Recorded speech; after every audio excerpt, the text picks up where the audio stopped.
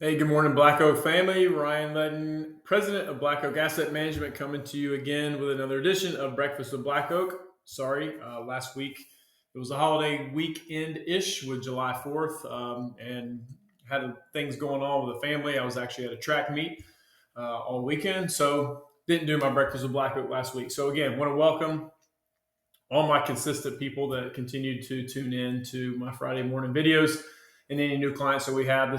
I do this usually every Friday and come to you with just a different way of communication other than just an email or a market update. We like to talk about who we are, family, and then finances as well. It's a big part of what we do. And I just like the video communication is a little more intimate, if you will, than just typing it all out. So, quick update. Yes, I was at a track meet, the Southeast Regional Track Meet. Most of you, there's a lot of you out there that I'm friends with on Facebook, so you kind of know the videos of my son and his running abilities that I did not have that he has. But he did win three gold medals last weekend in the Southeast Regional Track Meet. That included South Carolina, Georgia, and Florida states that were competing in this, and he won the 200, the 400, and the 4x4 relay. So it was a great weekend for him. I was proud of him. Now we go on to the National Junior Olympic Track Meet in Texas A&M in a couple weeks. So I'll do a live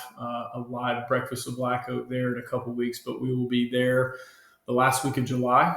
I'll be with my computer and I'll still be working. I'll just be out of town with him and the entire family. So anyway, so I appreciate all the data boys that I've been getting for him. He's kid works hard, man. I'm proud of him. So again, I wish I had that running ability that he had. So on to what the subject heading is, because you can't ignore it. You see the debates, you see these side interviews with President Biden, and you can't help but just wonder what the future holds with this election this year. It's a very interesting one, almost comical. Sad to say, but comical at the same time from both sides. But then I've kind of gone through this before, earlier this year, actually. But this is a email that I recently wrote, and it went out to, it's mostly to prospects that we've maybe been in touch with. So it wasn't really a client email. Some of you get this email still, but it's a study, historical data from the S&P 500, and I'm going to reference this article because I don't want to misspeak, or my email that I wrote. This article was talking about historical data from the S&P 500 since 1928 that had election years basically until present. So markets yielded positive results in 19 of the 23 election years. So 19 of the 23. I know we talk about, oh, what's going to happen in the election? We're all panicked and freaked out. Could there be a negative pullback downturn? Yeah. I mean, it shows that it's not 23 out of 23. It's 19 out of 23, but odds are that's pretty good. Does it really have anything to do with the election? Probably not. I've stressed that before. Probably not. When a Democratic president replaced a Republican president, it was a positive 11% return. And when a Republican president replaced a Democratic president, the average return was 12.9%. What does that tell you? I don't know. Doesn't really tell me a whole lot, but it says that there's a pretty dang good positive rate of return. I've seen other studies where you start getting granular. If an incumbent continues on or vice versa, then the returns are like 7% versus 8 average. Are there negative years in there? Yes, there are, but it's usually because of other factors. It's usually because inflation, interest rate, taxes, so many different things. What's housing market, real estate, so many other factors. And that's essentially what my email that I wrote out. Again, remember, the stock market is influenced by a wide array of factors beyond presidential elections, including global events and economic indicators, those things that I just mentioned.